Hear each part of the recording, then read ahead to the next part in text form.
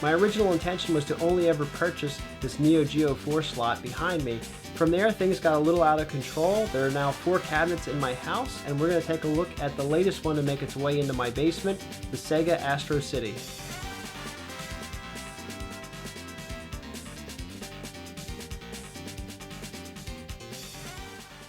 A few years ago at the Too Many Games Expo, I had the opportunity to see and play on a Japanese arcade candy cabinet for the very first time. I was immediately taken back by the machines. I was impressed by the monitor quality, how large they were.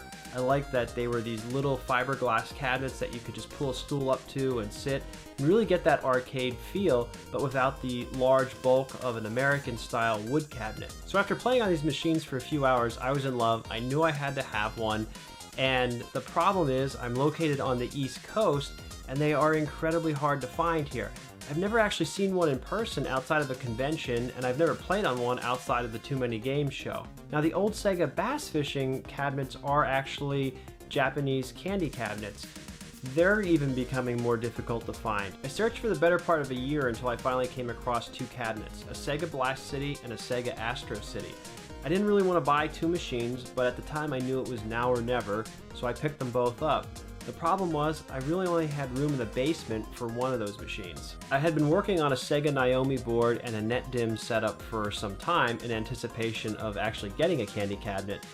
The Sega Blast City was JVS wired. I had a Capcom I/O adapter, and so the decision was somewhat easy.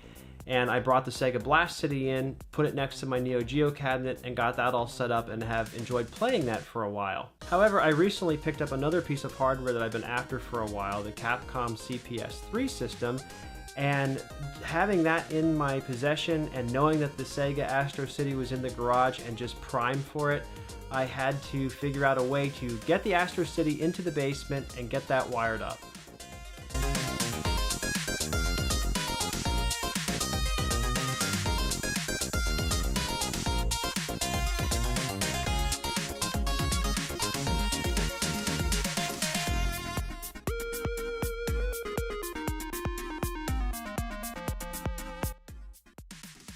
So overall, the cabinet was in pretty great shape after unboxing it. One of the things I immediately noticed about the Astro City upon firing it up with a test board was that it was not grounded.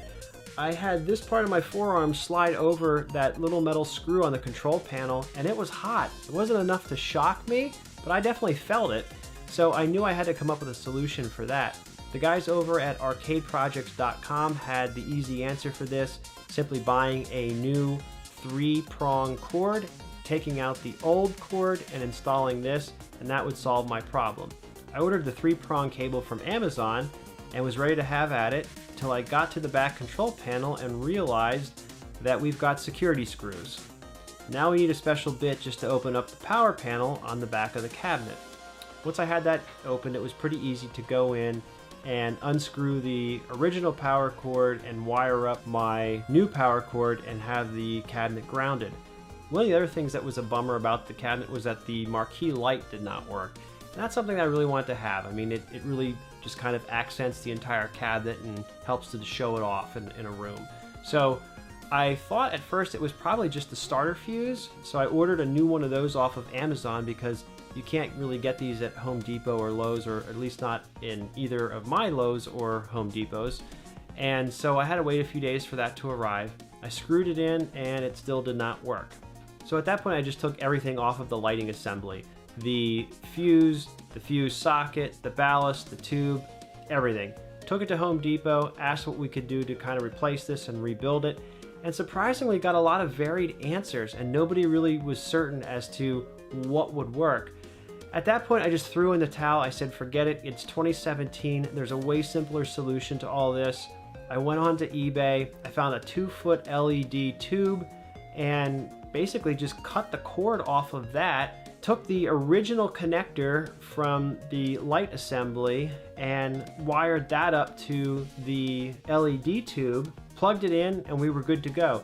It's 9 watts of LED lighting. The only question would be, is that enough to make the marquee light? A test fitting, everything looks good. Put everything back together, throw the switch, and it looks great. For what I think was $10.95, this was definitely the easiest and cheapest solution I could have had to replacing the light. So now that the Sega Astro City is all cleaned up, the marquee is lit, it's grounded, it's able to be moved in next to its big brother, the Sega Blast City, and it's primed and ready to take that CPS3 board, which is also a really interesting adventure. There's a lot of things for that I was unaware of until I started down that road, and I'm going to detail that in my next video. As always, thanks for watching, everyone. I'll catch you next time.